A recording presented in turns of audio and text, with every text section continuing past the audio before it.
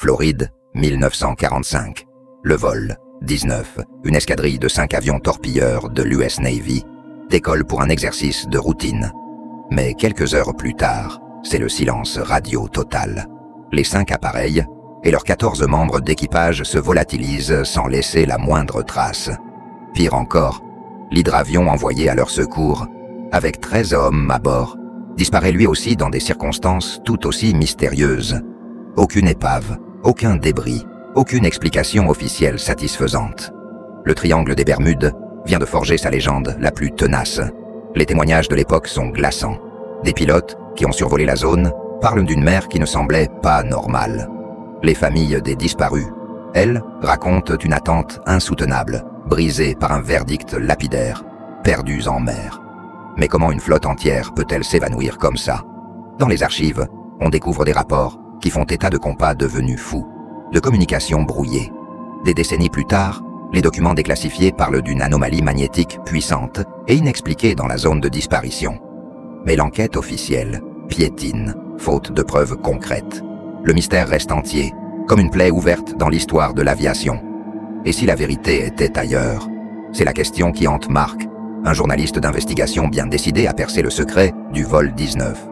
En fouillant des archives oubliées, il tombe sur des notes étranges, des théories rejetées par la science officielle. Des documents qui osent prononcer les mots « portail temporel ».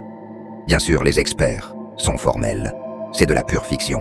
Aucune preuve scientifique ne soutient une telle hypothèse. Mais Marc sent qu'il tient une piste, aussi folle soit-elle. Une piste qui va le mener bien au-delà de tout ce qu'il aurait pu imaginer. Son enquête prend une tournure surnaturelle lorsqu'un témoin anonyme le contacte.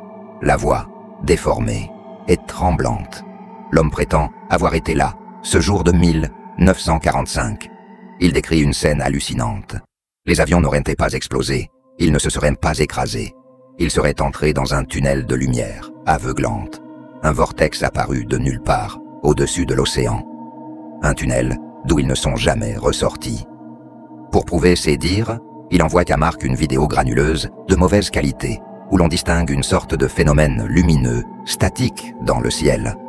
Hallucination collective ou preuve d'un événement incroyable. Poussé par cette révélation, Marc s'enfonce plus profondément dans le terrier du lapin blanc.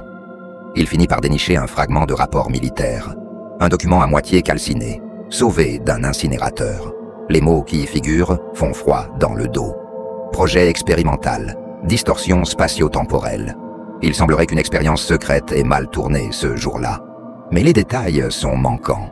Tous les documents relatifs à ce projet semblent avoir été systématiquement détruits, comme pour effacer toute trace d'une vérité trop dérangeante. Marc comprend qu'il a mis le doigt sur quelque chose d'énorme et de très dangereux. L'enquête l'a épuisé. Marc s'effondre dans son lit. Quand il se réveille, le soleil est déjà haut. Il a l'impression d'avoir fait un cauchemar incroyablement réaliste. Mais combien de temps a-t-il dormi? Il regarde son calendrier. 3 jours se sont écoulés. C'est à ce moment que son téléphone sonne. Une voix calme, métallique, lui dit « Marc, tu as jusqu'à minuit pour revenir. Le vol 19 t'attend. » La panique le saisit. Ce n'était pas un rêve. Suivant les instructions cryptiques de son interlocuteur, Marc se rend dans un hangar militaire désaffecté, au cœur de la nuit.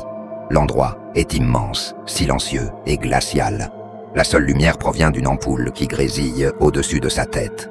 Il crie, mais seul l'écho de sa propre voix lui répond.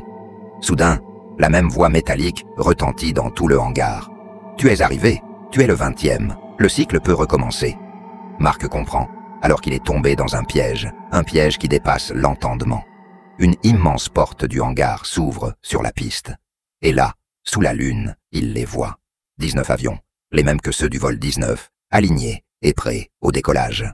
Un par un, leurs moteurs vrombissent, et ils s'élancent dans le ciel nocturne.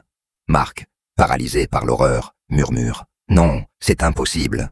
La voix off, implacable, conclut « Le cycle est infini. Tu es le 20e pilote. Le vol 20 t'attend. » Il est devenu la pièce manquante, le catalyseur qui perpétue la boucle à l'infini. Il n'a jamais enquêté sur le vol 19. Il a toujours fait partie de l'histoire. Merci d'avoir regardé jusqu'au bout. Si ce voyage dans l'inexplicable vous a plu, n'oubliez pas de liker, de partager et de vous abonner pour ne manquer aucune de nos prochaines explorations aux frontières du réel. À très bientôt.